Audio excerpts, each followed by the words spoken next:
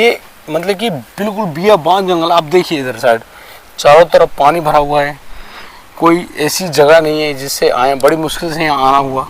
खेतों में हर जगह पानी भरा हुआ है। देखिए बिल्कुल इसके बीच में एक ऐसा उच्च टीला सा है जहाँ पर ये मंदिर विराजमान है। ये यहाँ के हनुमान जी हैं, क्योंकि यहाँ लगातार अपनी कृपा, इस चीज़ को आप देखेंगे यहाँ पर सबसे पहले सूरदास जी महाराज तपे थे, जिन्होंने यहाँ पर तप किया। ये वो जगह है, माँ भगवती इस जगह विराजमान है। और कहते हैं कि नवरात्रों पर यहाँ बहुत ही अच्छा और सिद्ध जो हालात होते हैं, बहुत ही लोगों की भीड़ होती है। ये सूरदास जी महाराज जिनकी कृपा से इस देव स्थान की व्यवस्था है।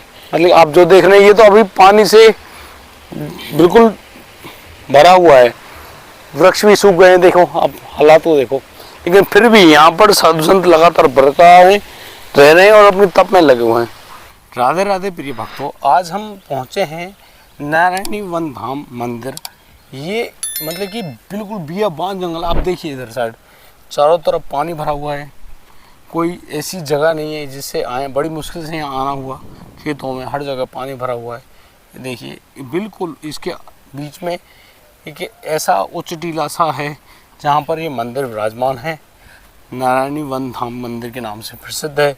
और एक ऐसा सिद्ध देहरा है जहाँ पर असंख्य जो तप करने वाले महाराज जी हैं, यानी कि साधु संत जिन्होंने निरंतर तप किए हैं, लगातार तपोभूमि रही है। और यहाँ इतने उच्च कोटि के संत रहे हैं, इनकी कृपा से हर व्यक्ति बहुत ही ज़्यादा, हर कोई संत बड़े ही हिसाब से यहाँ पूरी प्रक्रिया में लगे रहते हैं। और तप की वजह से इन्होंने वो बहुत कुछ ऐसी सिद्धियाँ प्राप्त करी हैं, इसीलिए इसको सिद्ध देहरा कहा गया है। मैं आज आपको दर्शन करा दूँ यहाँ के जो महाराज यहाँ बैठे हैं। और आज भी हम यहाँ पर जो मौजूद श्री हनुमान जी का जो मंदिर है उसके दर्शन मैं आपको करा दूँ। ये बहुत ही सिद्ध देहरा है और इस नारायणी वन धाम मंदिर में इन हनुमान जी का बहुत ही बड़ा प्रभाव और स्थान रहा है। मैं आज आपके दर्शन करा दूँ। देखिए ये यहाँ के हनुमान जी हैं, क्योंकि यहाँ लगातार अपनी कृपा बरसाते रहते हैं। हनुमान जी की ऐसी कृपा, और इनके आज हम परिक्रमा भी कर लेते हैं। परिक्रमा देते हुए आपको श्री हनुमान जी का याद रखना होगा। और आपको एक और चीज़ दिखा दूँ कि यह एक गुफा भी है यहाँ इस जगह से। ये ऐसी गुफा है जहाँ पर यहाँ के संत भगवान अपनी तपस्या किया करते हैं। बड़ी ही सिद्ध और तपोस्थली है। श्री हनुमान जी की जय हो। यह हमने परिक्रमा यहाँ पर पूरी की है। हम लोग आगे चलते हैं और यहाँ पर विराजमान जो भी शक्तियाँ हैं, जो भी स्थान हैं, जिनकी वजह से ये तपोभूमि बनी हुई है और जिसके नाम से, जिस जगह से, जिस चीज़ से ये अत्यंत प्रसिद्ध हुई है, वो चीज़ मैं आपको दिखा दूँ। इसको बुर्जा वाला मंदिर भी कहा जाता है। ये देखिए ये बुर्जा अत्यंत प्राचीन। इस चीज़ को आप देखेंगे यहाँ पर सबसे पहले सूरदास जी महाराज तपे थे, जिन्होंने यहाँ पर तप किया। ये वो जगह है, आपके दर्शन करा दूँ। यहाँ से आप ये जो अंदर से आप जो देख पा रहे हैं, ये एक गुफा का स्थान था।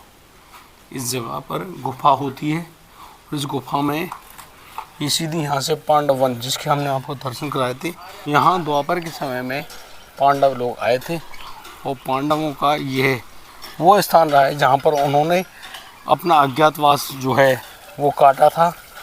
और जो 12 वर्ष का उनको वनवास मिला था, वो काटने के बाद वो दोबारा महाभारत के युद्ध के समय फिर वहाँ पर पहुँचे थे। और यहाँ पर हमारी देवी माँ विराजमान, माँ भगवती इस जगह विराजमान है। और कहते हैं कि नवरात्रों पर यहाँ बहुत ही अच्छा और सिद्ध जो हालात होते हैं, बहुत ही लोगों की भीड़ होती है।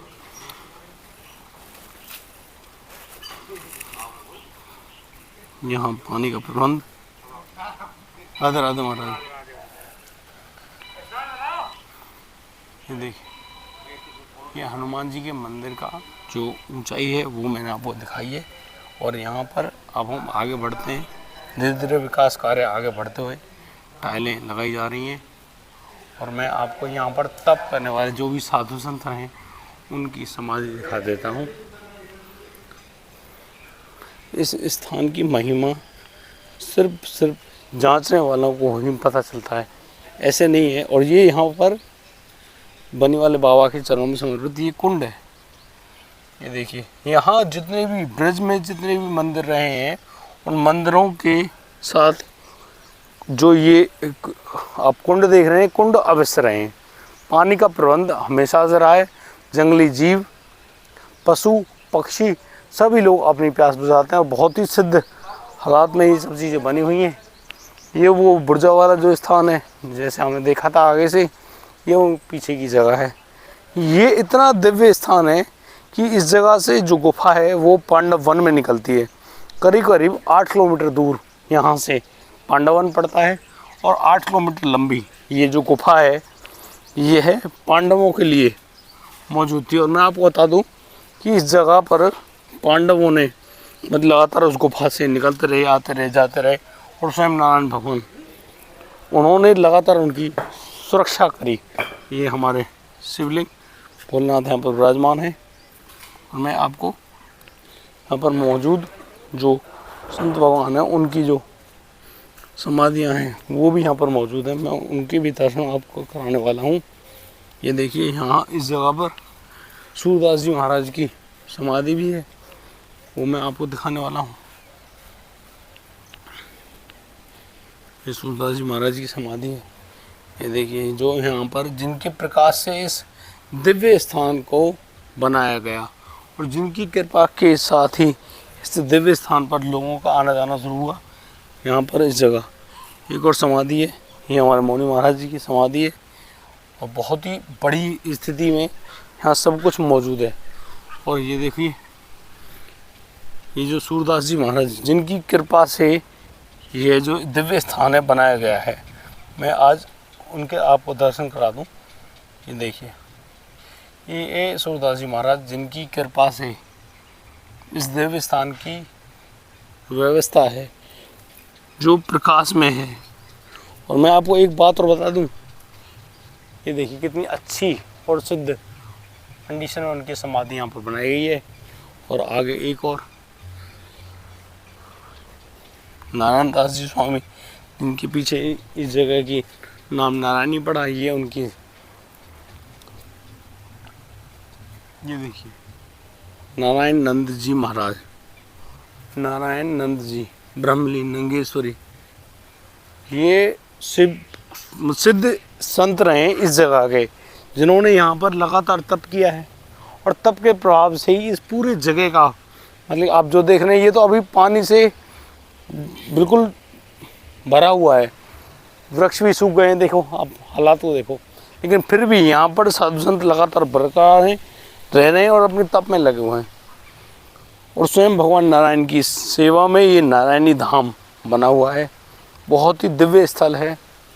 मैं आज आपके वार्तालाप भी कराने वाला हूँ। यहाँ पर जो मौजूद महंत हैं श्री राजेंद्र दास जी महाराज, उनके हम वचन सुनेंगे, उनसे बातें करेंगे और सुनेंगे कि यहाँ पर क्या क्या कंडीशन रही हैं, कैसे कैसे महाराज जी अपनी विकट स्थितियों में तपस्या की है, तप किया है, और बिजली की व्यवस्था है, जनरेटर की व्यवस्था है, कैसे मंदिर की सेवाएं चलती हैं। मैं आपको यहाँ की यज्ञशाला और जो धूना है ना उसके दर्शन करा दूँ। ये जो जगह है ये लगातार प्रकाश में तब से ही यहाँ मौजूद है, क्योंकि अभी तो यहाँ पर कंस्ट्रक्शन का काम चल रहा है, टाइलें लग रही हैं, लेकिन तब से यहाँ संतों की भूमिका प्रकाश में रही है। संत आते रहे, जाते रहे, उन्होंने यहाँ पर इस प्रकाश को इतना फैलाया और ये धुआं तब से ही प्रज्वलित है। थोड़ी साफ सफाई हो जाती है और लेकिन अब जो मंदिर की स्थिति मैं आपको दिखा दूँ, बड़े ही अच्छे ढंग से करा दी गई है। अच्छा, ब्रिज में एक चीज़ और ख़ास बता दूँ, हर ब्रिज के मंदिर, जो भी मंदिर है, उन मंदिरों के पास उनके गुजारे के लिए यहाँ ब्रिजवासियों ने उनको खेत दे रखे हैं, यानी कि खेतों में आप लोग अपने अन्न धान जो भी आपको उगाने हैं उगाइए, आप मज़े से यहाँ रहिए। लेकिन ये जो नारायणी धाम है ना, इसको इनके पास कोई ऐसी जगह नहीं है, लेकिन ये आकाशवृत्ति से यहाँ जो कुछ भी मिलता है वो सब पाते हैं और बड़े ही शांति से अपनी भक्ति में लगे हुए हैं। मैं अभी महाराज जी के आपको दर्शन भी करा दूँ और उनसे बातें भी कराने वाला हूँ। यहाँ पर विराजमान हमारे राजेंद्र राज जी महाराज। राधे राधे महाराज। राधे राधे महाराज। महाराज हम ये जो जगह जहाँ पर हम लोग आए हैं उसके बारे में कुछ बताएंगे हमें? ये कौन सा दिव्य स्थान है? ये द्वापर युग का स्थान है जी। पांडवों के जमाने का। जी। जब वनवास के दौरान पांडव यहाँ पांडवन में रहते थे। जी। उस समय भगवान श्री कृष्ण रहा करते थे। जी। और उनकी लीलाएं ब्रज में अनेक जगहों पर हैं। जी।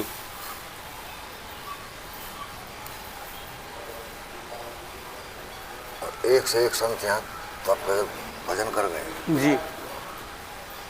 यहाँ की जो बात है जी। वो ये है कि यहाँ एक तो साधु टिक नहीं सकता। अच्छा। टिक वही सकता है जिससे उसकी आत्मा मिल जाए। जो यहाँ विराजमान ठाकुर जी हनुमान जी महाराज हैं, उनसे जिनका लगाव हो गया, दिली लगाव हो गया, वही रुक सकता है, नहीं रुक नहीं सकता। उनकी शरण में कोई आ गया और उन्हें अपना मान लिया तो रह सके। यहाँ सर्प इतने बड़े बड़े हैं कि बस पूछो मत। सांप जो होते हैं। जी। ऐसा बताते हैं कि यहाँ एक सर्प ऐसा था जो बुर्जा के चक्कर मार के पहुँच अपने मुंह में दाब लेता था। अच्छा, इस पूरे स्थान को अपने बुर्जा। अच्छा अच्छा अच्छा। लगभग इसकी चौड़ाई 35-40 फुट मानो, गोल में। उसका कोई आकार नहीं है। सामने आ गया तो उसको बोलती बंदे आदि बोल नहीं सकता। तो बताएगा ही नहीं वो क्या है क्या नहीं है। महाराज आप कब से विराजमान है यहाँ पे? कितना समय हो गया आपको? मुझे 20-22 साल तो रेगुलर ही है। अच्छा, तो आपका लगाव कैसे जुड़ा? मेरा लगाव तो भैया हनुमान जी से जुड़ गया, यूँ ही लगा लो। तो कभी पहले आप आते होंगे? हाँ, हम आते थे यहाँ। जी। यहाँ संत रहा करते थे मौनी महाराज जी। उस समय यहाँ बहुत दूर दूर से लोग आते थे। जी। अखंड कीर्तन चलता था। जी। 150 मूर्ति रोजाना प्रसाद पाते थे। जी। कोई कहाँ से कभी कहीं से रोजाना कीर्तन मंडली, और बड़े आनंद थे उस समय। महाराज जी सुनने में आया कि इस धाम के नाम कोई जमीन जायदाद ऐसी नहीं, क्योंकि ब्रज में जो मंदिर है ना, हर मंदिर के नाम कुछ जमीन है, उसमें वो अन्न धन जो भी उगाते हैं अपना, उससे उनका गुजारा होता है। इस मंदिर में नहीं है, ये सुनने में हमारे आया है। लेकिन फिर ये आप कह रहे हैं 50-100 मूर्तियाँ आती हैं, प्रसाद पाती हैं, फिर वो कैसे हो रहा था महाराज? वो तो संतों की महिमा है जी। आकाशवर्ती क्षेत्र। जी। तो भक्त लोग जो आते हैं, वो भक्त जो आते हैं उन्हीं के द्वारा ये व्यवस्था बनती है, वो करके जाते हैं सारी। और पहले तो भैया भाव भी ऐसा था, कोई कुछ ले आया, कोई कुछ ले आया। जी। चल रहा है, किसी से कहने की आवश्यकता ही नहीं। जी। और सब कुछ शुद्ध शुद्ध। एक कुंड के जल से खीर बना करते थे। आज तो हो सकता है भाई हमको जल थोड़ा अलग तरीके नहीं बन पाएगी, लेकिन उस समय बनते थे। अच्छा।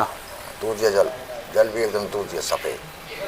तो ये तो ब्रज की एक मतलब लीला रही है कि हर मंदिर के पास एक कुंड, चाहे वो छोटा है या बड़ा, पानी की व्यवस्था, क्योंकि आप तो एक बियावान जंगल में मौजूद हैं। देखो ये तो पहले की बात है, संत भी वहीं रुकेगा जहाँ जल है। जी बिल्कुल। जहाँ जल नहीं है वहाँ साधु भी नहीं रुक सकता। जी।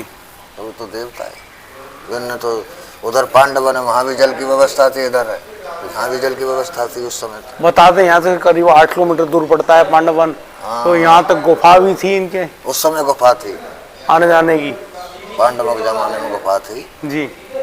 उसी के द्वारा उनकी भेंट वार्ता होती थी। अच्छा। आज तो बैठ गई कच्ची गुफा ही, वो बैठ गई घस की धरती में, खत्म। अब नहीं है वो गुफा, वहाँ भी बंद है। इनको शांत कर दो।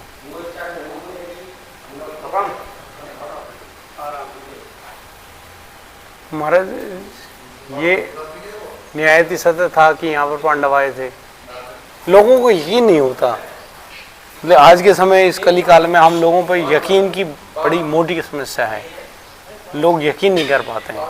विश्वास तो भगवान पे करना ही पड़ेगा। विश्वास नहीं है तो कुछ भी नहीं है। जी। जिसे विश्वास नहीं उसे भगवान की प्राप्ति नहीं हो सकती।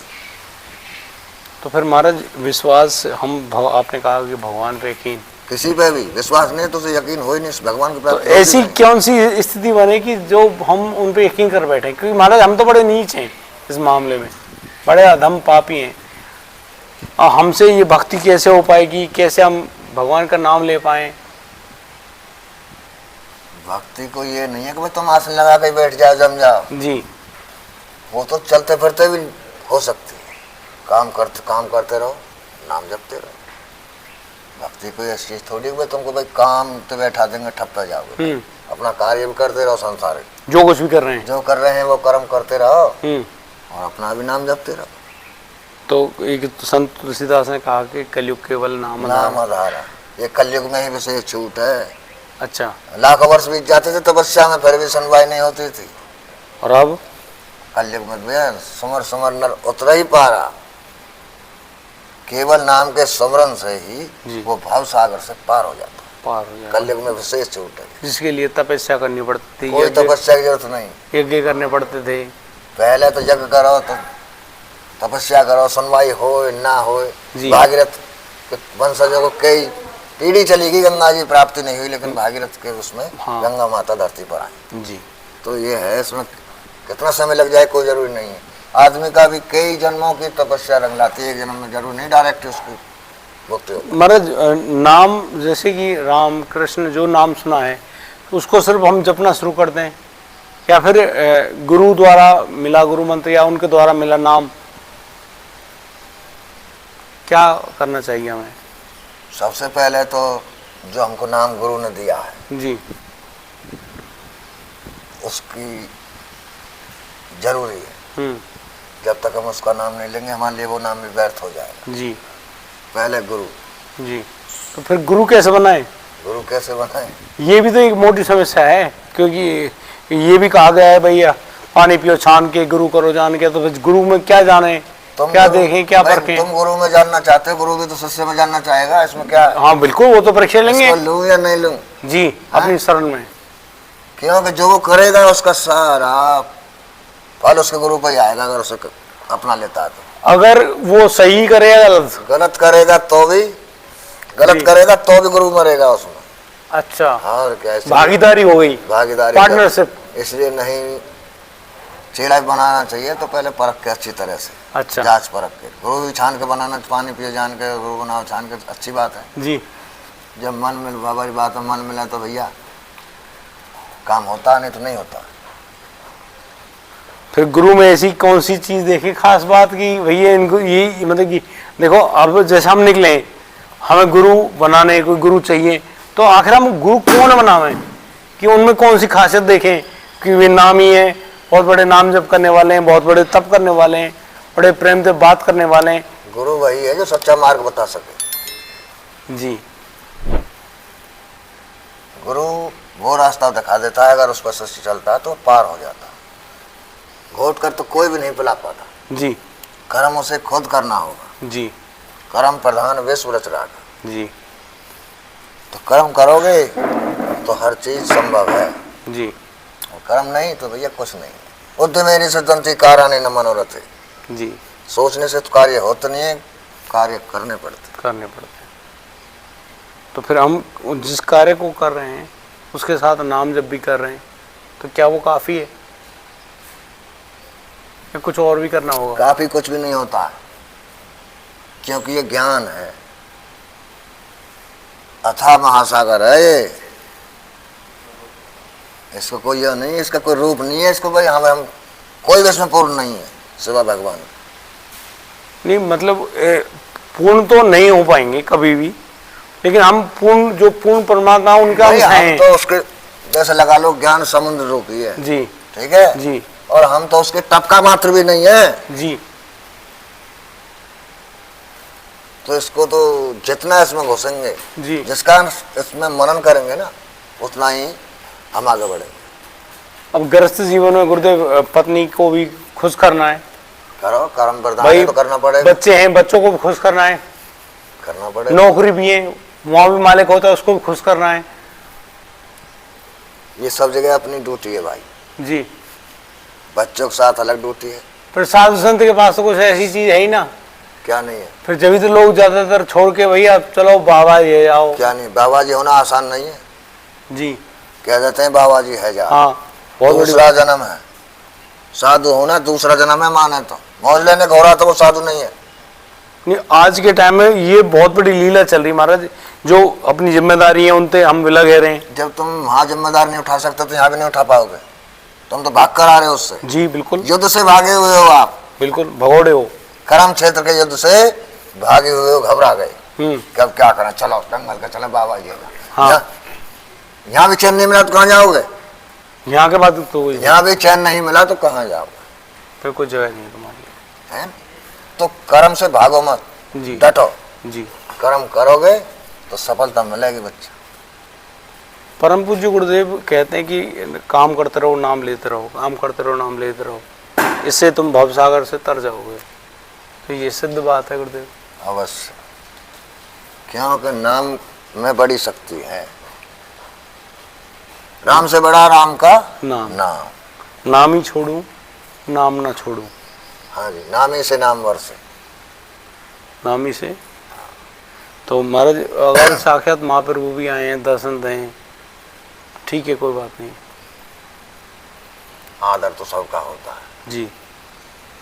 कोई भी आएगा तो उसका आदर तो करना ही होगा जी, लेकिन नाम को बड़ा रखें। लेकिन नाम तो है ही बड़ा, अब जैसी बड़ा कोई नहीं। जैसी जगह आपकी परम सिद्ध देहरा है महाराज, यहाँ पे भी कुछ लीला हुई होंगी। यहाँ भैया अनेक लीलाएं संतन की, भगवान की।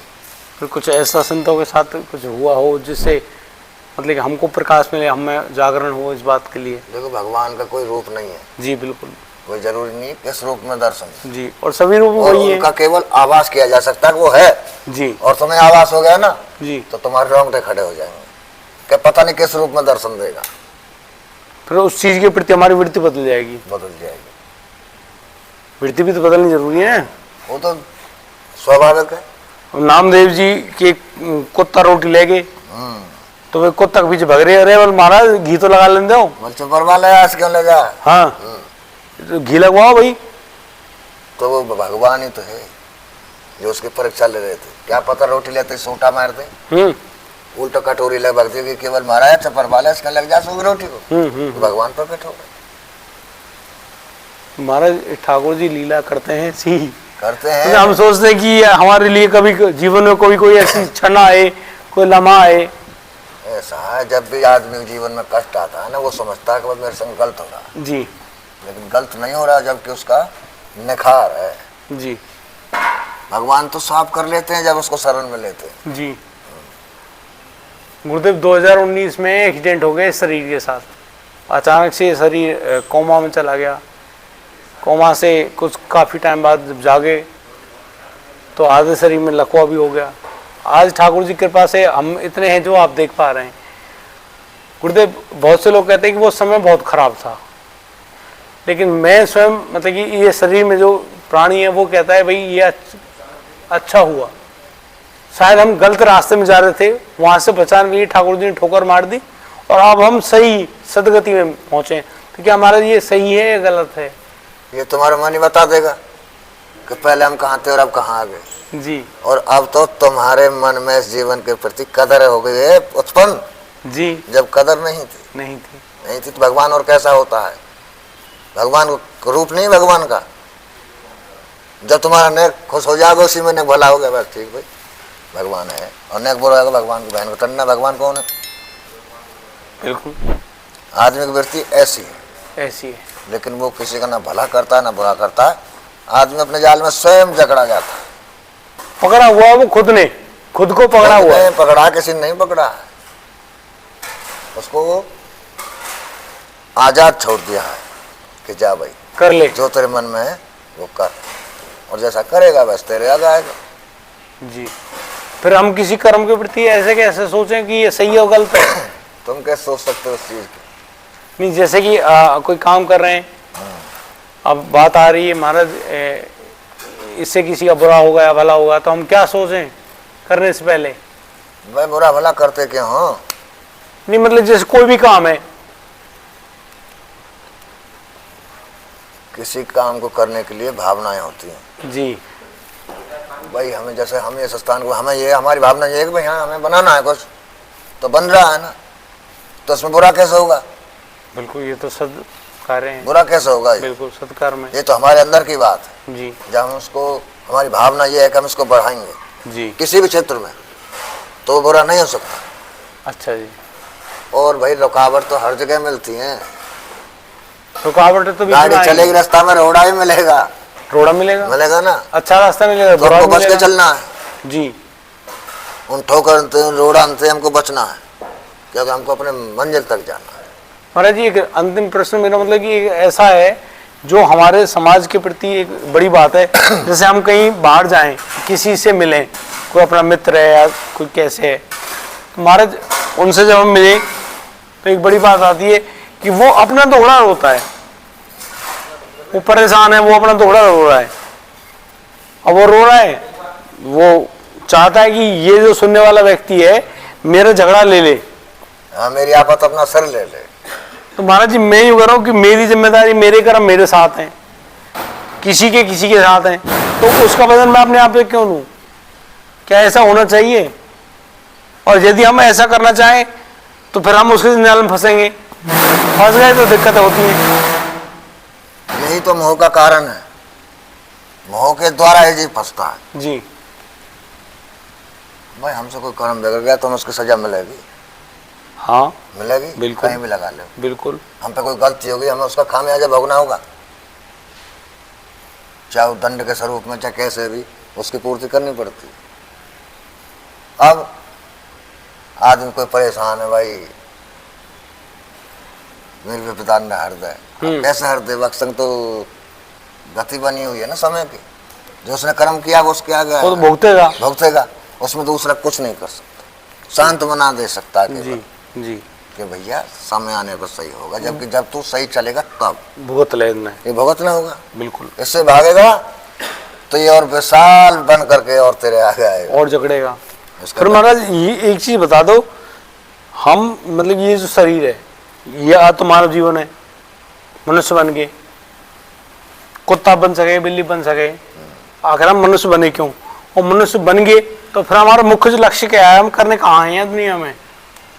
मनुष्य तो बन गए लेकिन उद्देश्य तो भूल गए। हाँ, उद्देश्य क्या रहा? उद्देश्य तो भूल गए। कितनी योनि तुमने हमने ऐसे आस करिए भगवान हमें भी मनुष्य योनि मिले, क्योंकि ये मनुष्य जो योनि जो है इसी में ही अपना और दूसरे का भी उद्धार कर सकता है जी। ये वृक्ष हैं, ये जितने भी जड़ जीव है ना जी, ये सब इसी योनि की आस करते हैं, प्रभु हमें मनुष्य रूप मिला, हम एक जगह खड़े रहें।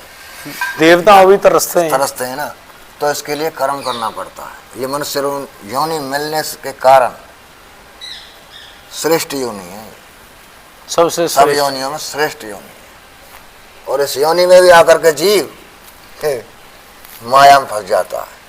हाँ, अपना तेरा मेरा, पर तेरा मेरा और कुछ नहीं, मेरी पत्नी मेरे बच्चे, सब कुछ मेरा तेरा कचना है। वो समझता है कि यहाँ मैं रहूंगा सदा, यहाँ से जाऊंगा नहीं, मेरा पट्टा है। लेकिन निश्चित तो ये है कि जाना है, जाना तो है जी, बिना जाए तो बाजा बजेगा ही नहीं। हाँ। लेकिन उसमें ये है तुम्हारा जो बीच में तुम वहाँ रह रहे हो, तुम्हें कुछ ऐसा कर जाओ कि लोग याद करें, ऐसा नहीं कि भाई हाँ गया कैसा था, बढ़िया छूट गया बढ़िया रकन कटकटा। तो आदमी की कर्म ही साथ जाता है और कुछ नहीं। तो यहाँ हम मनुष्य जीवन में आके अपने अच्छे कर्म बनाएंगे तो हमारी अच्छी सदगति होगी, निश्चित रूप से सदगति होगी।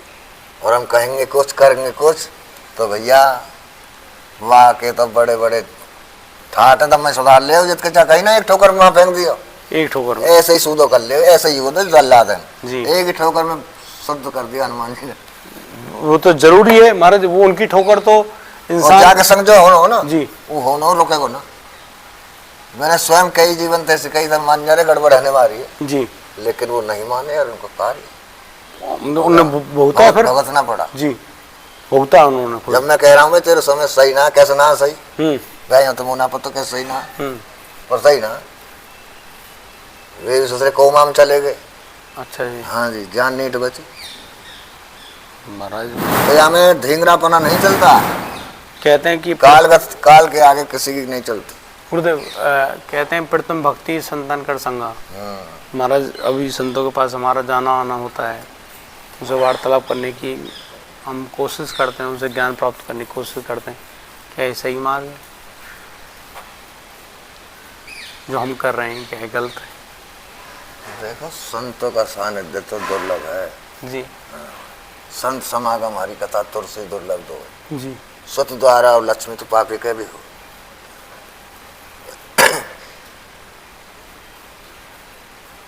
हमारा संतों के पास जाना गलत नहीं है जी, लेकिन उनकी सिद्धांत भी अपनाने चाहिए हम जीवन में। जी। हम उनसे बाहर हो जाते हैं तो मार खा जाते हैं। किसी का बुरा मत करो भाई, अपना कर्म करते रहो, आनंद ले। माया जाल में फंस के भैया तेरो मेरो बाकी करी लट्ठ बाज जा, काम खत्म। फुर्सत ही कहाँ है? छोटे से जीवन में इतनी फुर्सत कहाँ है जितनी रामलीला दिखाते हैं। तो खाना पीना, हगना मूतना, बच्चे पैदा करना, ये तो कोई भी जीव कर रहा है। ये तो पशु पक्षी भी कर रहे हैं। पर हम वो सब कर्म करते हुए ठाकुर जी को यदि याद रखें, राधे राधे करते रहें या भगवान श्री कृष्ण का नाम ले राम राम करें तो बात बन सके। अवश्य बन सके भैया, कर्म करेंगे तो बात बनी बनाई है। कितने उदाहरण है। मीराबाई तिरगी जी है जी। जहर भी हमने समझो उसने। जी बिल्कुल। वल्ला कचना है तो भगवान जिसके साथ हुआ कोई कुछ ना करा भैया। आत्मा तो शुद्ध, तन मन थे, भगवान के प्रति भाव रहे जी, तो कोई गड़बड़ी ना है। कोई आफत है भी तो सूक्ष्म रूप तो निकल जाए। भगवान की कृपा इतनी होती। कष्ट आया, कष्ट आया तो तुम्हें महसूस तो होगी आया है, हैं? लेकिन उतनी चुभन नहीं होगी, दर्द नहीं होगा, दर्द नहीं होगा, पीड़ा नहीं होगी। वो हिम्मत भी देगा प्रसाद। जी गुरुदेव, आपने बड़ी कृपा करी, हमें जो इतना ज्ञान दिया होगा कि हम आपको धन्यवाद शायद कहें अपने मुँह से तो बहुत बड़ी गलती होगी भैया। ये और आपने बड़ी कृपा करी महाराज। ऐसी कृपा आप करते रहें तो हमारी है तो, क्योंकि लोग आते रहें लगातार बातचीत करते रहें, सो आपके द्वारा जो ज्ञान है वह सुनते भी रहें, रोज़ सुनेंगे तो जीवन में उतारने को प्रयास भी करेंगे। अगर जीवन में हमें उतारनी है तो हमारे अच्छे कर्म बन जाएंगे महाराज। कर्म करने के लिए तुम्हें पहले दिखाई गए भगवान स्वयं लीला कर गए जी। भाई ऐसा करोगे तो ऐसा होगा और इधर ऐसा करोगे तो ऐसा होगा। जी। कोई रामायण पे चलता है, कोई महाभारत पे चलता है। जी। किसी को त्याग करने में ही आनंद आता है, जी। किसी को लूटने में आनंद आता है। बिल्कुल महाराज। फिर अपने अपने रास्ते। यही तो दे के बड़ो राजी हो। भगवान हाँ जब कहा, भगवान ने तो ये कहा भाई लूटना अपराध नहीं है, लूटना अपराध है। लूटना अपराध है, लूट जाओ, लुट जाओ, जब तो है लुट जाओ, जब तो भगवान कदर करता है। वो ले गया तो ले गया, ले गया ले जा, तो तुम्हारा बहुत कुछ ले गो। हमारा कुछ नहीं ले गया, वो मतलब कहने का अर्थ मेरा ये कि तुम्हारे जो प्रारब्ध थे वो गए, क्योंकि हम प्रारब्ध भोगने के तो मनुष्य जीवन में अब यहाँ कष्ट बहुत सारे आते हैं जीवन में। मतलब ये वही तो है, हमारे पूर्व जन्मों में किए गए कर्म ही तो हैं। एक तो होता है कष्ट जी, एक होता है संघर्ष जी। अब राम जी के वनवास हो लिख रहा हो तो लिए हुए वन मंदिर। अच्छा है? उनको लगा तो कि उन्होंने संघर्ष किया, पर लगा क्या कि अब जो रघुकुल रीत सदा चली आई, प्राण जाए पर वचन न जाए। जी महाराज। पिता ने तो इतना भी कहा था कि भाई तू राज ले ले, प्रजा तेरे संग है, वो भी कोई दिक्कत ना है, तू विद्रोह कर दे, मत मान मेरी बात। लेकिन मान के भी नहीं, रघुकुल रीत सदा चली आई, प्राण जाए पर वचन रहे। मैं अब तुम्हारी आज्ञा को वचन जरूर पूरा करूँगा, करना ही है। 14 वर्ष भरत चला गया, जब उससे कह दी सुन ठीक है राज मैं ले लूंगा, लेकिन 14 वर्ष तक राज तो ये संभालना पड़ेगा, मैं पिता के वचन नहीं छोड़ सकता हूँ। 14 वर्ष मुझे पूरे करने पड़ेंगे वन में। तेरी बात से तेरी बात मैंने मान ली, मेरा वचन चला जाएगा। हाँ तेने कह दी भाई राज स्वीकार कर ले, मारा ठीक है मैंने स्वीकार कर लिया, लेकिन मैं 14 वर्ष के बाद ही राज संभालूंगा, जब तक तो ही संभालना पड़ेगा। मैं तू यहाँ चाह के मैं यहीं पे वापस जाऊँ तो मैं ना जा सकता। श्री रामचरितमानस की एक एक बात हमारे जीवन को संभालने के लिए है, लेकिन हम लोग तो कहें कि अपनी एक छोटी सी वस्तु ना दे सके भैया। छोटी सी वस्तु, बड़ी तो बड़ी है, वो तो राजपाट सब छोड़ रहे हैं, तो इतनी बड़ी बात है, हम छोटी सी चीज देने नहीं राजी ना है। तो भरत सम को त्यागी है क्या? हुआ कोई? भरत सम नहीं, दूजा कोई त्यागी। और उधर वो तो छोड़ रहे हैं, वो भी छोड़ रहे हैं। यही तो है। मैं काम करने के लिए हूँ, बस तुम्हारा आदेश है, मैं काम करूंगा राजपाट का, लेकिन वेश मैं भी यही धारण करूंगा। जब आप हो तो फिर हम भी हैं। महाराज ये जो कथाएं जो लिखे हैं संतों द्वारा, ये जीवन को हर तरीके से सुधारने योग्य हैं, बट इसमें महाराज चलते नहीं है। ये हमारा दोष है, सच में हमारा दोष है, बहुत बड़ा दोष है। सब अपने नियम अपनावे, अपने नियम बना लें, जैसा समय है ऐसा कर रहे हैं जी। और नहीं नियम प्रेम कोई ना मान रहा आजकल। बिल्कुल सही। माने तो देव नहीं भीतन को से ले जी। अभी तो इतनी लीला है भी रही है, कुछ समय बाद या भी भूल जाएगी जनता, सब विलुप्त हो जाएगी। जो थोड़ी राम नाम प्रणाम रह रही है ना, इसको भी भूल जाएगी जनता। महाराज जी बहुत परिगति आने वाली है। होगा भाई जो राम रच रखा, राम ने करेगा सो भरेगा भैया। हाँ, ये हम क्या बात है। गति तो उनके हाथ में ही है, गति तो उनके हाथ में ही है। ठीक है महाराज, बहुत बहुत धन्यवाद आपको। राधे राधे।